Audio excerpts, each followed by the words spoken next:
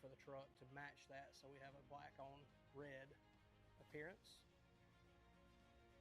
We have LED light strips, kingpins on each door and inside the upper part of the shell to illuminate inside the bed. This has a Blue Sea auto eject system, 3,000 watt inverter. This truck is again, it's a battalion chief vehicle, first out truck, but it also serves as the drone command vehicle for the Reems Creek Fire Department.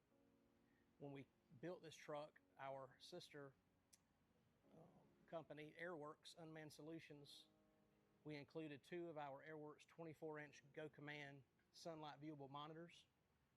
So those are direct sunlight viewable. We included one on the side, and then there's the one here in the back.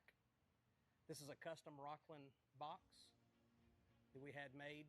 Rockland's made down in South Carolina, down in lower South Carolina, near the coast. We had this custom made specifically for this truck. Have a dual control head there for our wheel and core system. It matches the exact same controller in the front. We have a pull-out whiteboard. We additionally have a pull-out laptop stand, so you can have a laptop here, whiteboard, and the monitor for your drone system.